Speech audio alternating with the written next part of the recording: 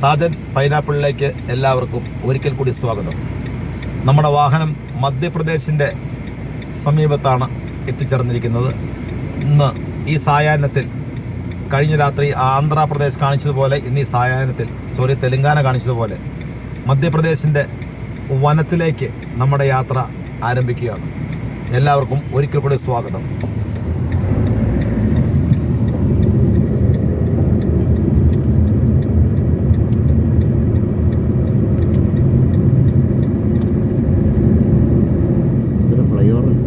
അങ്ങ് ദൂരെ വനമാണെന്ന് തോന്നുന്നല്ലേ? എന്തോ ഒരു സംഭവം വളഞ്ഞു നിൽപ്പുണ്ടല്ലോ അവിടെ. അതൊക്കെ പറയരുത്, ഒച്ചയ്ക്ക്. ഫ്ലൈ ഓവർ ആണോ അതോ ഫാക്ടറി ആണോ? അമ്മറി എന്നാണ്.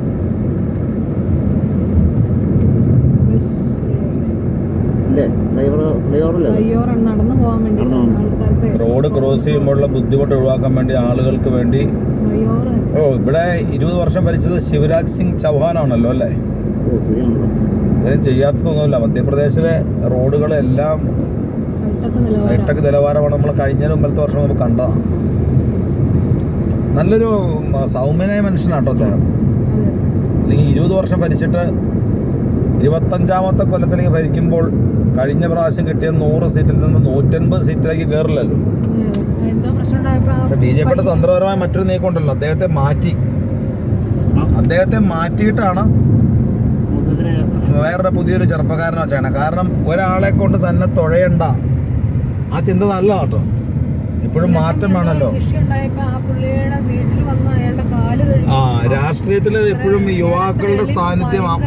കേരളത്തിലെ അവിടെ രാഹുൽ മാങ്കൂട്ടത്തില്, അതുപോലെ മറ്റേ ഷാഫി പറമ്പിൽ, ഡീൻ കുര്യാക്കോസ്, കൊഴലാടൻ, അതുപോലുള്ള ചെറുപ്പക്കാരൊക്കെ കയറി വരുന്നുണ്ട്. കമ്മ്യൂണിസ്റ്റ് പ്രസ്ഥാനത്തിലാണെങ്കിൽ അതുപോലെ ചെറുപ്പക്കാർ വരുന്നുണ്ട്. പക്ഷെ അതിൻ്റെ അകത്ത് കമ്മ്യൂണിസ്റ്റ് പ്രസ്ഥാനത്തിൽ ചെറുപ്പക്കാർ എനിക്ക് അത്യാവശ്യം വലിയ കുഴപ്പമില്ലെന്ന് പറഞ്ഞാൽ അരുൺകുമാർ മാത്രമേ ഉള്ളൂ. അരുൺകുമാർ വലിയ കുഴപ്പമില്ല. എല്ലാവർക്കും ഇഷ്ടപ്പെടുന്ന ആളായിരിക്കണം. വിവാദങ്ങളിൽ പെടാത്ത ആളുകളുടെ കാര്യം പറഞ്ഞത്. വനാന്ന് തോന്നുന്നു അങ്ങനെ ഇതല്ലേ? ഈ രാഷ്ട്രീയത്തിൽ എപ്പോഴും ഈ കാരണവന്മാരിങ്ങനെ കടിച്ചു നോക്കി കിടക്കും. പിന്നല്ലേ അത് കേരളത്തിലെ BJPക്കകത്താണെങ്കിലും ഒരു പരിധി വരെ മറ്റേ വയസ്സായ ആൾക്കാർ മാറിയിട്ട് നമ്മുടെ സന്ദീപ് വാര്യര്, അതുപോലെ ഇപ്പൊ ഒരു പയ്യൻ വന്നിട്ടുണ്ടല്ലോ, അല്ലാന്നേ ഒരു കണ്ണടച്ചൊരു പുതിയ പയ്യൻ വന്ന കാണുന്നുണ്ടല്ലോ, ഗുരുമൂർത്തി. അവന്റെ പേര് പറഞ്ഞല്ലോ. പക്ഷെ പുതിയ ഒരാളുടെ പേര് പറ, ലാസ്റ്റ് ഗോകുൽ പേര്, അങ്ങനെ അങ്ങനത്തെ ഒരു സാധനമാണ്. യുവരാജ് ഗോകുൽ, സഞ്ജീവ് വനസ്പതി. ഒരു ബോർഡ് വന്നിട്ടുണ്ട് കേട്ടോ. ബോർഡ് നോക്കിയോളെ.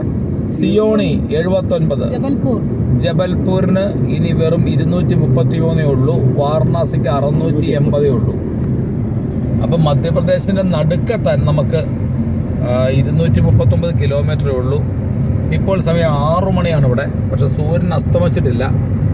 സിമെന്റ് റോഡുകളിലൂടെ വനത്തിലേക്കാണെന്ന് തോന്നുന്നു ഈ യാത്ര. എന്തായാലും കാണാൻ ഭയങ്കര രസമാട്ടോ. ഇതേ ഇങ്ങോട്ടേക്ക് 6 വരിപ്പാതയാണ് ഇവിടെയും. 1, 2, 3 അപ്പുറയും 1, 2, 3 6 വരിപ്പാതയാണ്. വനം കരിഞ്ഞോട്ടോ.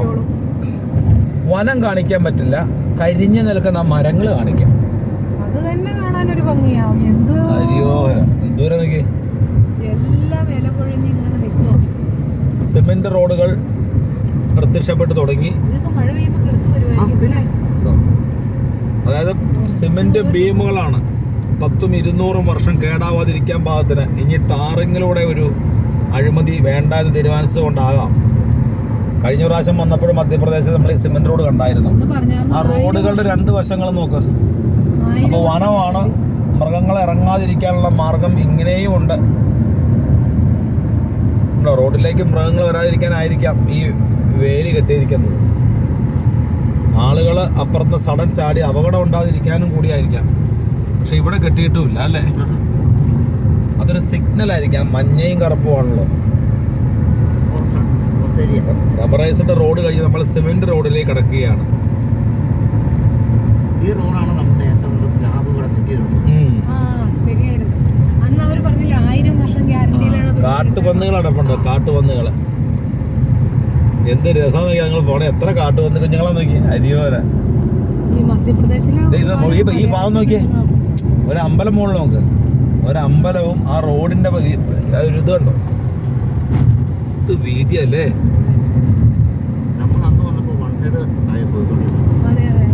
തീവണ്ടി പോണ പാളം റോഡിന് ക്രോസ് ആയിട്ട്. തീവണ്ടി പോകുമ്പോ എങ്ങനെ ഇവിടെ ഇത് വരും? ഈ റോഡ് കൂടെ വന്ന വണ്ടിയുടെ മേത്തേക്ക് കയറില്ലേ? അവിടെ ഒന്നും വെച്ചിട്ടില്ലല്ലോ. ഈ റോഡിലോ? ഈ റോഡിൽ വെച്ചാലല്ലേ കൂടെ. ഈ റോഡ് ക്രോസ് ചെയ്താ ട്രെയിൻ പാളം പോണേ.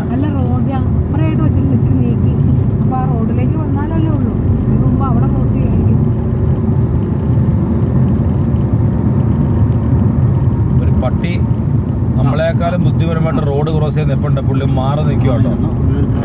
ഞാൻ കയറില്ലെന്ന് പറഞ്ഞു. അതൊക്കെ തന്നെ അഴിച്ചോട്ട് തന്നെ വീട്ടിലേക്ക് പോവാണ്.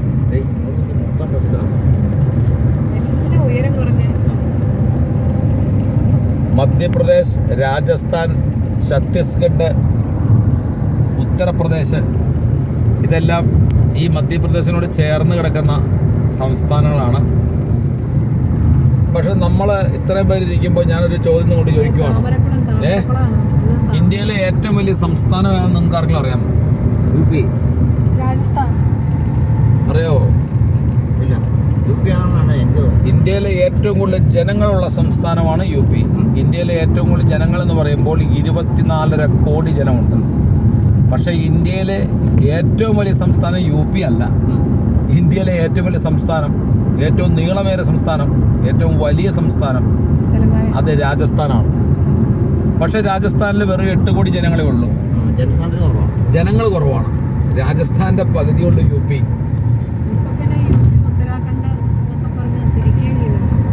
യു പി തിരിച്ചാലും തിരിച്ചില്ലെങ്കിലും ഇപ്പോഴത്തെ യു പിക്ക് 84 MP-മാരുള്ളപ്പോൾ ഏറ്റവും വലിയ സംസ്ഥാനമായ രാജസ്ഥാന് 28 MP-മാരേ ഉള്ളൂ. അതെങ്ങനെയാണ് ഇങ്ങനെ വരുന്നത് വെച്ചാൽ ജനങ്ങളില്ല അവിടെ. ജനങ്ങൾ ഒരു പ്രത്യേക ലൊക്കാലിറ്റി. എന്നാൽ ഇന്ത്യയിലെ ഏറ്റവും മനോഹരമായ സംസ്ഥാനവും അത് തന്നെയാണ്. ഇപ്പോൾ സിമെന്റ് റോഡ് കയറിയപ്പോൾ നമ്മുടെ വണ്ടിക്ക് നല്ലൊരു സുഖം കേട്ടോ. അവിടെ മീഡിയൻ മറഞ്ഞു കിടക്കുന്നതാണ്. അതോ വണ്ടി ഇടിച്ചിട്ടാണോ? ഇതെന്താ സംഭവിച്ചതിന്? അവിടെ ഒരു വണ്ടി ആക്സിഡന്റ് സംഭവിച്ചു. അല്ല, റോഡ് പൊളിക്കുവാണ്. ഈ റോഡ് പിന്നെയും പൊളിക്കണം. സിമെന്റ് റോഡ് കട്ട് ചെയ്തേക്കണം. അവിടെ എന്തോ സ്ഥാപിക്കാനാണ്. അല്ല, വീട്ടിൽ വെച്ച് സിമെന്റ് ഇട്ടായാലോ. അങ്ങകലെ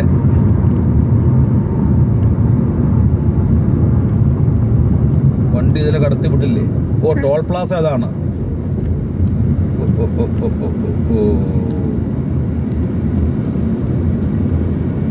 നമ്മൾ അതിലെയാണ് പോകേണ്ടത്.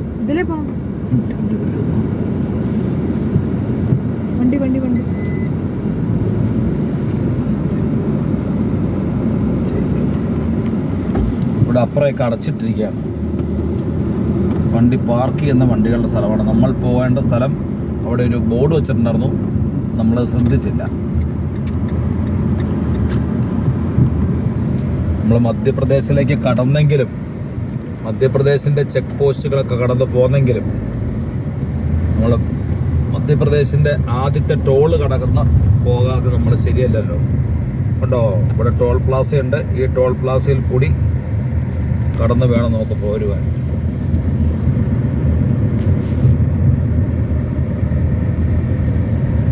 ഇത് ഭയങ്കര ടോൾ പ്ലാസ കേട്ടോ, അല്ലേ?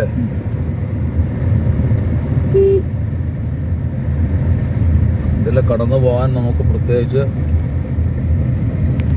കാർ P2 കേട്ടോ, കാറ് മാത്രമേ കടന്നു പോകുള്ളൂ. വമ്പൻ ടോൾ പ്ലാസ.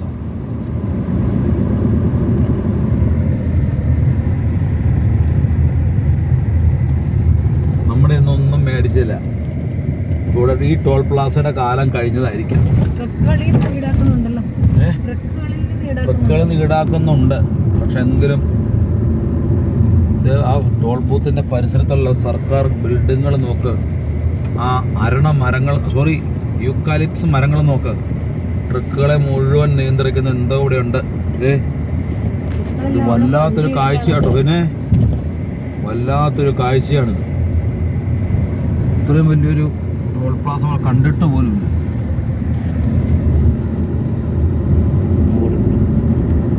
ഇപ്പൊ കണ്ടല്ലോ ഏറ്റവും വലിയ ടോൾ പ്ലാസ അല്ലേ? എത്ര കണ്ടെയ്നറാ, 100 കണക്കിന് കണ്ടെയ്നറാട്ടോ ആ ടോൾ പ്ലാസ കാണാൻ. എന്നിട്ട് ആ ടോൾ പ്ലാസയിലെ ഒന്നും ആയിട്ടില്ല. അതൊരു വണ്ടിയുടെ നീളം നോക്കി. എന്നെ ഈ കൊണ്ടുപോകണ ദൈവത്തിന് അറിയാം ഭഗവാനെ, എങ്ങോട്ട് കൊണ്ടുപോകണം.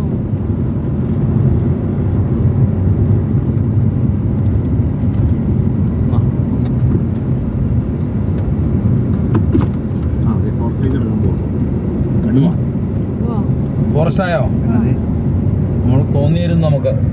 ആ അതെ, അവിടെ സർ കടുവയാണ്, കടുവ.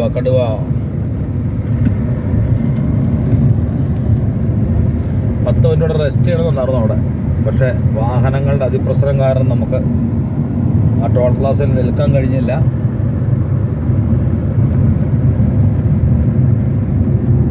ഒരു ടോൾ പ്ലാസ കഴിഞ്ഞ് അവിടെ പൈസ മേടിച്ചില്ല അല്ലേ? അവിടെ ട്രക്കുകളുടെ പൈസയും ഇവിടെ അല്ലാത്തതിൻ്റെ പൈസയായിരിക്കും. ഇല്ലേ പിന്നെ 1/2 കിലോമീറ്ററിനുള്ളിൽ 2 ടോൾ പ്ലാസ വരില്ലല്ലോ. മധ്യപ്രദേശിൽ കൃഷികൾ, സവാളയും മല്ലിയൊക്കെയാണ് അവിടെ കാണുന്നത് കേട്ടോ. മല്ലി സിയോണി, രാംതക്, കുമാരി, നമ്മൾ കേട്ടിട്ട് പോലുള്ള സ്ഥലങ്ങളാണ്. ആ റോഡിൻ്റെ ഈ പ്രദേശത്തിൻ്റെ സൗന്ദര്യം നോക്കിയല്ലേ. ടോൾ പ്ലാസ അങ്ങ് അകലെയാ കേട്ടോ. ഇവിടുന്ന് വെച്ചേക്കുവാണ് ഫാസ്റ്റാഗ്. അതും ചെറുതല്ല.